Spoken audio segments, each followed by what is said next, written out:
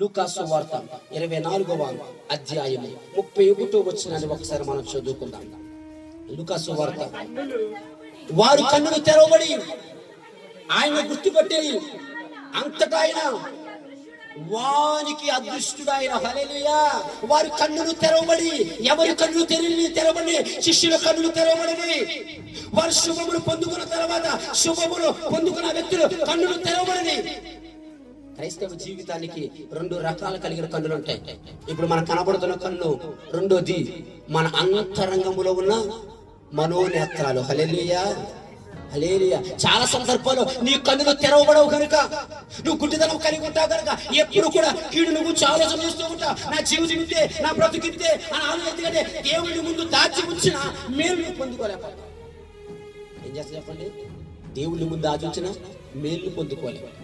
ఏదో పేరుకు మాత్రం ప్రార్థన చేసుకుంటూ వెళ్ళిపోతావు. కానీ దేవుడిని ముందు దాచి ఉంచిన మేలులను పొందుకోలేకపోతున్నాం. ఇప్పుడు వీరి కన్నులు తెరవబడాలి. యేసుతో పాటు ఉన్నారు, యేసుతో పాటు జీవించారు, యేసుతో పాటు జీవించి యేసుతో పాటు ఉన్న వీరు మాత్రం గుడ్డితనం కలిగి చూస్తున్నారు. మనకందరూ తెలిసిన మాట మరొకసారి జ్ఞాపకం చేస్తున్నాం. పాత నిబంధన గ్రంథములో ఎలీషా ఒక భక్తుడు మనకి కనబడుతూ ఉంటాడు. 2 ఆత్మ కలిగిన వాడు, 2 ఆత్మ కలిగిన ఎలీషా దేశం మీదకి ఎవరు కూడా రాకుండా ఎలీషా కాపుకు వస్తూ ఉండేవాడు. దేవుడి యొక్క సన్నిధిలో విచారణ చేస్తూ ఉండేవాడు. ఆ విచారణ బట్టి దేవుడు ఆయనకి అన్ని కూడా తెలియజేస్తూ ఉండేవాడు. హల్లెలూయా చెప్పాల, హల్లెలూయా. అన్ని తెలియజేస్తూ ఉండేవాడు, అన్ని చెప్తూ ఉండేవాడు. నువ్వు దేవుని కలిగి ఉండి నీ మనోనేత్రాలు తెరవబడితే గనక నీకు జరగబోయే ప్రతిదీ కూడా దేవుడు నీకు చూపిస్తాడు. హల్లెలూయా చెప్పాల, హల్లెలూయా. చాలా మందికి ఈ మనోనేత్రాలు తెరవబడవు గనుక కొన్ని కనబడవు, కొన్ని కనబడితే ఎవరు ఏది చెప్తే అది నమ్మేస్తా, ఎవరు ఏది చెప్తే అది నమ్మేస్తా. అదే కరెక్ట్ అనుకుంటావు నువ్వు, అదేమవుతుంది కరెక్ట్ అనుకుంటావు. ఇదే నీ మనోనేత్రాలు తెరవబడట్లేదు కదా. నీ మనోనేత్రాలు తెరవబడకపోతే ఏం చేస్తావంటే ఎవరు ఏది చెప్పి వినేస్తా ఉంటావు.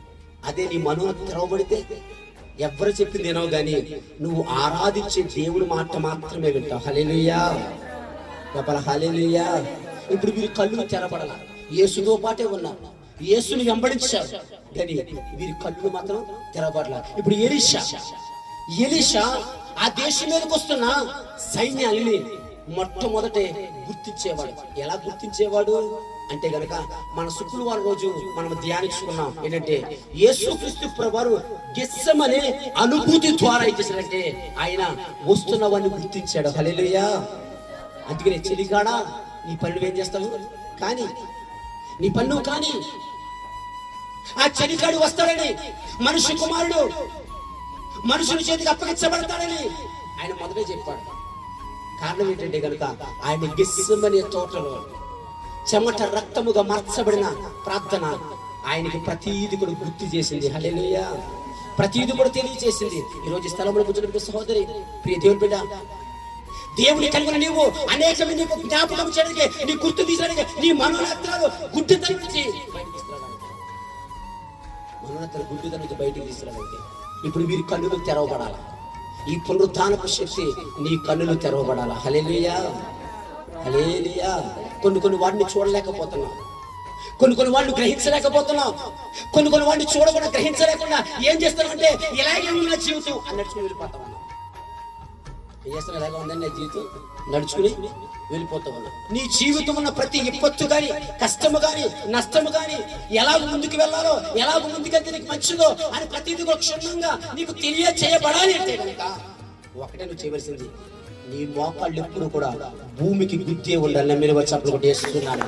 నీకు ప్రార్థన అనుభూతి ఉండాలి, గెత్సెమనే తోట అనుభూతి ఉండాలి. గెత్సెమనే తోట ప్రార్థన అనుభూతి ఉంటే నీ మనోనేత్రాలు తెరవబడితే దేవుడు నీ జీవితంలో ఏమి చేయబోతున్నాడో అది ఆయన నీకేం చేస్తాడో చూపించబోతున్నాడు. హల్లెలూయా, హల్లెలూయా.